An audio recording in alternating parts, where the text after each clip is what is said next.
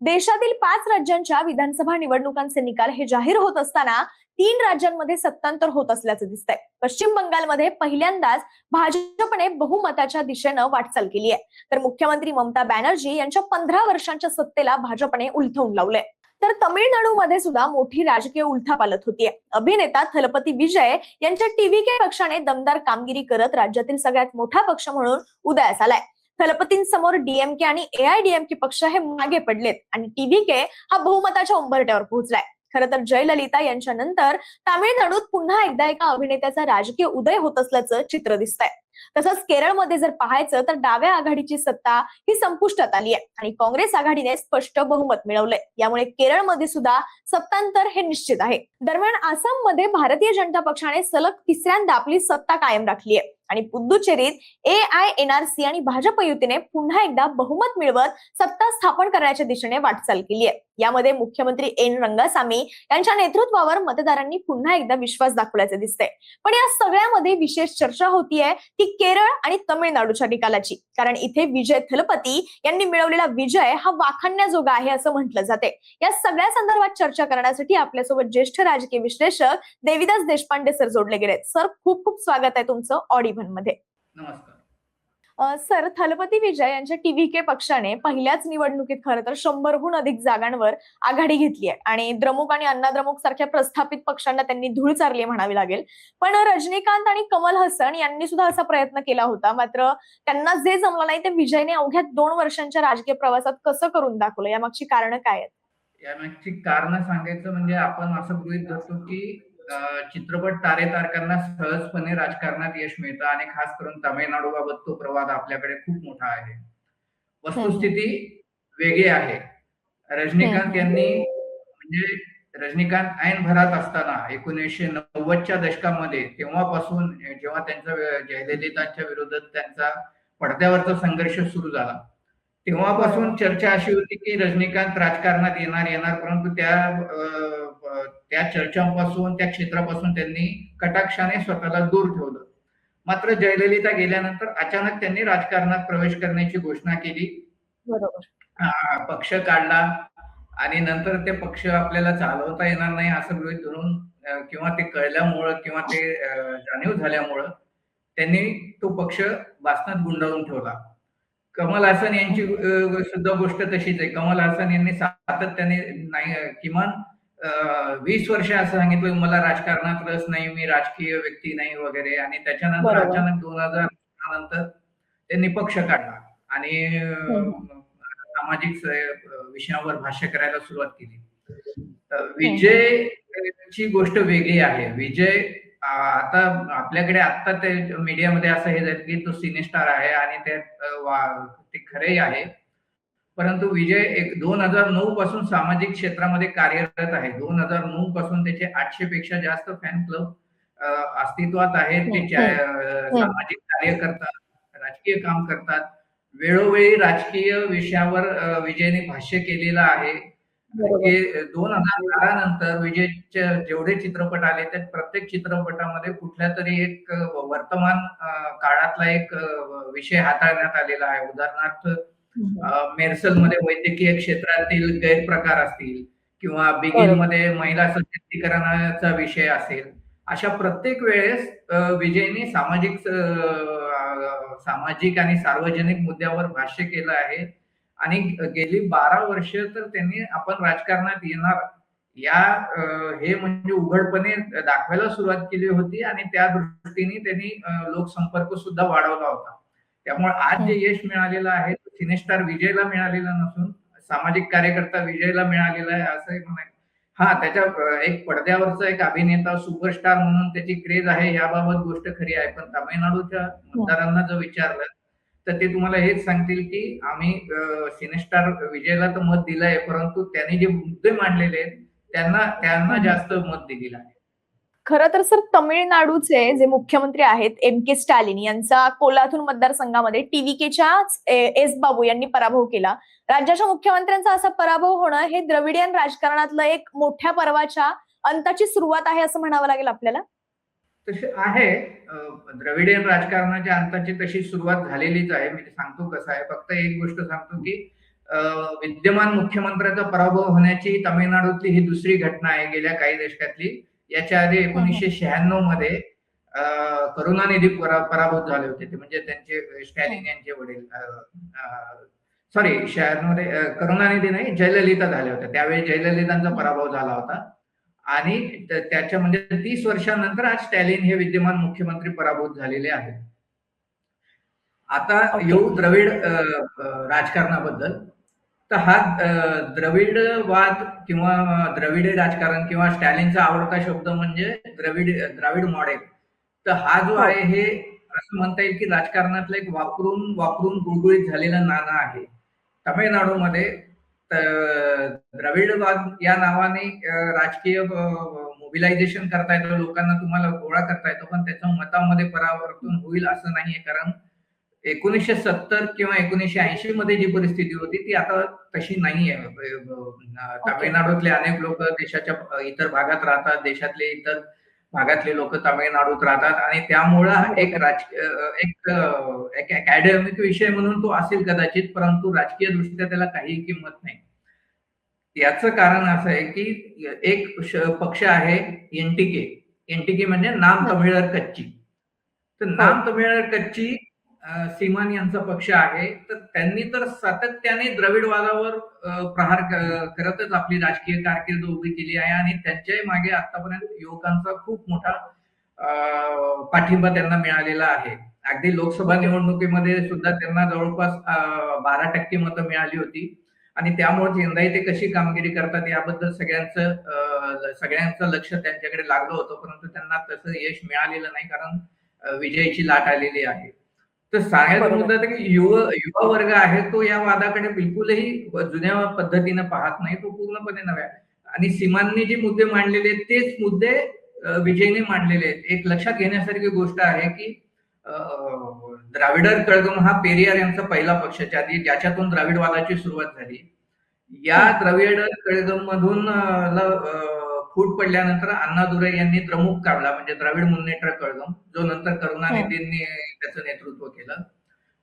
त्याच्यानंतर एमजीआर यांनी तो पक्षातून बाहेर पडून स्वतःचा अण्णा द्रमुक काढला. याच्यातला अण्णा म्हणजे अण्णादुरै आणि ते द्रविड मुन्नेत्र कळघम. पण म्हणजे त्याच्या सांगायची ही जी परंपरा आहे की त्याच्यानंतर असे अनेक पक्ष निघाले की देशीय मुरपुक्कू द्रविड कळघम असेल, मरुमरचे द्राविड मुन्नेत्र कळघम असेल.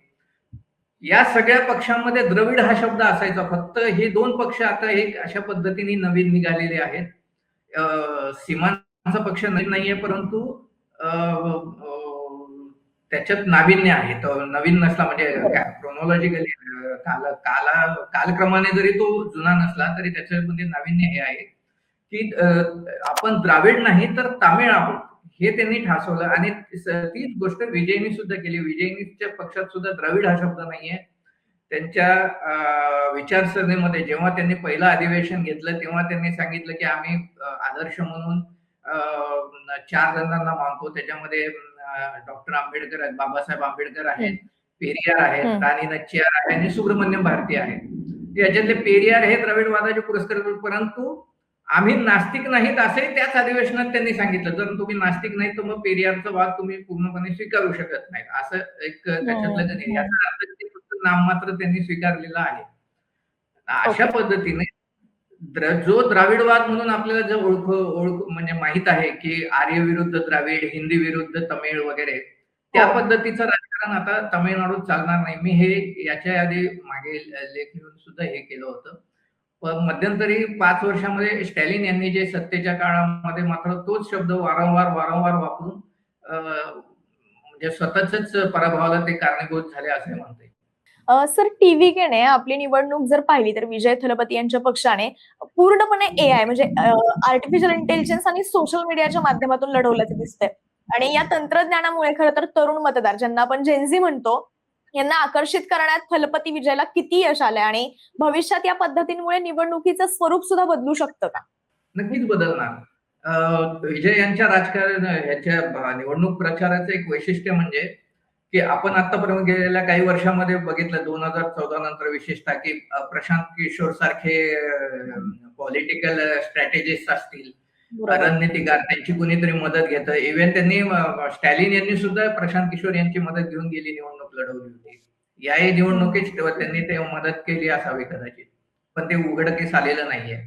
तर अशा पद्धतीने हे एक पारंपरिक जो मार्ग तयार झाला होता त्याच्या पूर्णतः विरुद्ध जाऊन विजय यांनी एक तर त्यांचं बरोबर. चित्र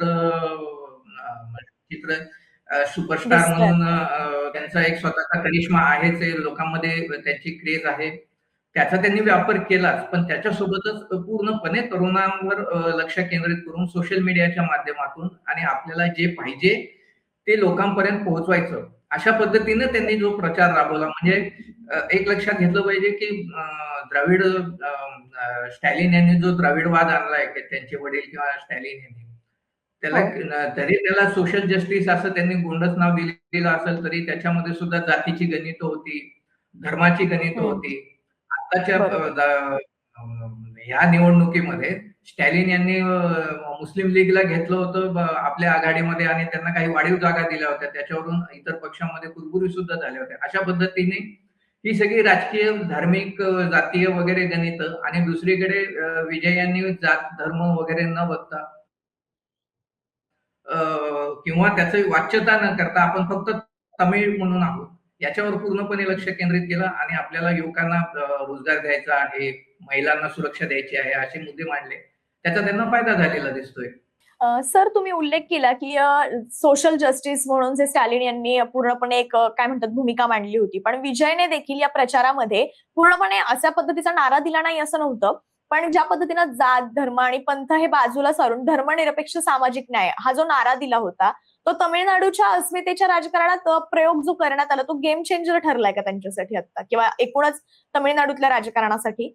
नक्कीच ठरलेलं आहे ना. कारण नाही म्हणलं तरी द्रमुकचं राजकारण किती सोशल जस्टिसचं चालू असेल तरी तामिळनाडूमध्ये हे सर्वत्र बोललं जातं, की त्याच्यामध्ये काही विशिष्ट जातींचंच बरोबर. वर्चस्व आहे. म्हणजे उदाहरणार्थ एआयडीएमके जर पक्षात आला तर मग तेवर जातीचं वर्चस्व निर्माण होतं. इकडं डीएमके आला तर वेळालर वगैरे जाती आहेत.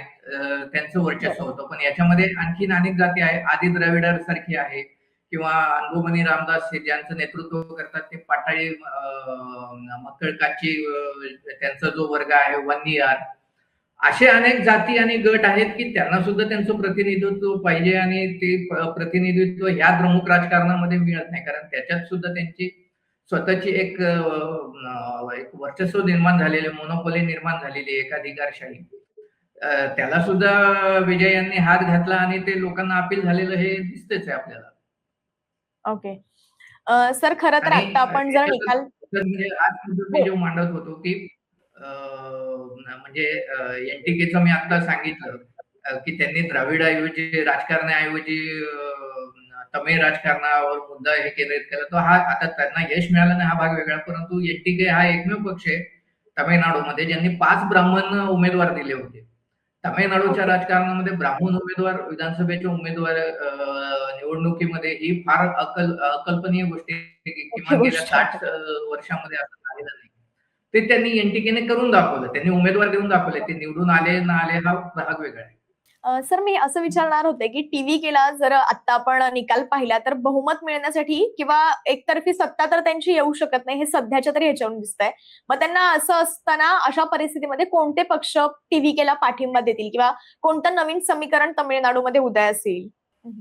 सकाळी मी बघत होतो त्यावेळी मला असं वाटलं की जर 110 पर्यंत टीव्हीके गेला तर पीएमके आणि भाजप हे दोन मिळून त्यांचं म्हणजे बहुमताचा आकडा गाठू शकतात. परंतु आता तशी परिस्थिती दिसत नाही कारण हे दोन पक्ष मिळाले तरी सुद्धा त्यांना थोड्याशा जागा कमी पडतील. तर परिस्थिती अशी होऊ शकते की म्हणजे राजकीय तोडजोड म्हणून किंवा पर्याय नाही म्हणून अण्णा द्रमुक आणि तवेका म्हणजे विजयचा पक्ष हे दोन एकत्र येऊ शकतात. कारण सध्याच्या घडीला जर स्थिर सरकार द्यायचं तर ह्या दोघांचे आकडे मॅच होऊ शकतात. पण कोणत्याही परिस्थितीत द्रमुक येऊ शकत नाही. खरं तर केरळमध्ये सर 10 वर्षांनंतर आपण आता तामिळनाडूबद्दल बोललो, पण थोडं केरळकडे वळालो तर केरळमध्ये 10 वर्षांनंतर काँग्रेस प्रणित यूडीएफ जी आहे आघाडी, त्याला 100हून अधिक जागा जिंकून सत्ता मिळवण्याच्या दिशेने त्यांनी वाटचाल केली आहे. खरं तर राहुल गांधी असो किंवा प्रियंका गांधी असो यांच्या सक्रिय राजकारणाचा केरळमधल्या तसंच अल्पसंख्याक मताच्या ध्रुवीकरणाचा काँग्रेसला किती मोठा फायदा झालाय केरळमध्ये? अल्पसंख्याकांचा म्हणण्यापेक्षा चर्चचा जास्त झालेला आहे. याचं कारण असं आहे, लोकसभा निवडणुकीच्या वेळेस चर्च बऱ्यापैकी भाजपच्या बाजूने उभा होता. चर्चची जी संघटना आहे, अनेक चर्चमध्ये सभा झाल्या. तिथल्या फादरनी धर्मगुरूंनी आपल्या सदस्यांना अगदी उघडपणे आवाहन केले की तुम्ही भाजपला मतदान करा. त्याचा फायदा भाजपला झाला आणि कन्नूरमधून सुरेश गोपी निवडून आले. आता ते केंद्रात मंत्री आहेत. बरोबर. कारण त्यावेळेस अजूनही भाजपचे माजी मंत्री अल्फोन्सो असतील किंवा कुरियन असतील यासारखे अनेक नेते केरळमध्ये चर्चशी चांगला संपर्क ठेवून आहेत आणि भाजपबद्दल चर्च संघटनेमध्ये बऱ्यापैकी सहानुभूती आहे. प्रश्न असा आहे की इथे विधानसभेचे जे मतदारसंघ असतात ते खूप विखरलेले असतात आणि आताच्या घडीला ज्या पद्धतीचं वेगळ्या अल्पसंख्याकांचं किंवा थोडक्यात उघडपणे सांगायचं तर मुस्लिमांचा अनुनय मार्क्सवादी सरकार करत होतं, त्याच्यावरूनही चर्चमध्ये नाराजी होती. अशा परिस्थितीमध्ये हे सरकार गेलंच पाहिजे हे जर लोकांनी ठरवलं तर त्यावेळेस लोक हाच विचार करतात की या सरकारला कोण हरवू शकतं किंवा एलडीएफला कोण घालवू शकतं. तर त्यावेळेस म्हणजे आपली मतं भाजपला देऊन उपयोगी नाहीत, कारण भाजप निवडून येणार नाही हे जर त्यांना पक्क माहित असेल तर अशा वेळेस त्यांची शक्ती यांच्या युडीएफच्या मागे उभी राहते, म्हणजे काँग्रेसच्या नेतृत्वाखालील आघाडीच्या मागे उभी राहते. एरवी तसं बघायला गेलं तर राहुल गांधी किंवा प्रियंका गांधी दोघांच्या प्रचाराचा काही परिणाम झाला नाही. उलट राहुल गांधींनी तिथे जाऊन मार्क्सवादी सरकार आणि भाजप यांचं संगनमत आहे असा एक वेगळा हास्यास्पद करून तिथल्या आपल्या प्रचाराचं नुकसानच केलं होतं. खरं तर सर आपण पाहिलं तर या सगळ्यामध्ये महाराष्ट्रातले अनेक नेते होते भाजपचे, ज्यांना भाजपने केरळमध्ये उतरवलं होतं. त्यात राष्ट्रीय सरचिटणीस विनोद तावडे असो यांच्या नेतृत्वाखाली खरं तर तब्बल 87 नेत्यांची एक फौज म्हणावी लागेल जी केरळमध्ये उतरली होती आणि मोठ्या प्रमाणात प्रचार केला त्यांनी, तिथेही दिसला आपल्याला आणि एक अगदी काय म्हणू शकतो आपण केरळच्या अस्मितेला धरून त्यांनी प्रचार केल्याचं दिसलं. तरी सुद्धा भाजपला केवळ हाताच्या बोटावर मोजण्या इतकंच तिथं जागा मिळाल्यात. तर भाजपला हे सगळं जनमत का वळवता आलं नाही आपल्या बाजूने केरळमध्ये? मी सांगितलं तसं की म्हणजे ज्याला इंग्रजीत टॅक्टिकल वोटिंग म्हणतात, ती टॅक्टिकल वोटिंग झालेली आहे. जर तुमचं प्रस्थापित विरोधी लाट असेल सरकार आणि हे म्हणजे वर्तमान सरकार गेलंच पाहिजे असं जर मतदारांचं मन तयार झालेलं असेल तर ह्या सरकारला कोण पराभूत करू शकतं ह्याच्यावरच त्यांचं सर्व मदार असते आणि त्या दृष्टीने ते विचार करतात. म्हणजे उदाहरणार्थ मागच्या निवडणुकीचा विचार केला तर बिहारमध्ये आणि पश्चिम बंगालमध्ये एमआयएम तिथं उभी होती, परंतु मुस्लिम मतदारांनी एमआयएमला मत दिलं नाही कारण त्यांना भाजप विरोधात मतदान करायचं होतं आणि एमआयएमला मत दिली तर आपलं मत वाया जाईल अशी त्यांना भीती वाटली, म्हणून त्यांनी आहे त्या सेक्युलर पक्षांना सेक्युलर म्हणवणाऱ्या पक्षांना त्यांनी मतदान केलं होतं. ती तशीच परिस्थिती इकडे सुद्धा झालेली आहे. केरळमध्ये संघाचं खूप मोठं नेटवर्क आहे. आताच्या घडीला असं म्हणता येईल की महाराष्ट्राच्या नंतर किंवा युपी वगैरे सारख्या राज्याच्या नंतर जर सगळ्यात चांगलं काम संघाचं कुठं असेल तर ते केरळमध्ये आहे असं म्हणलं तर वावगं ठरणार नाही.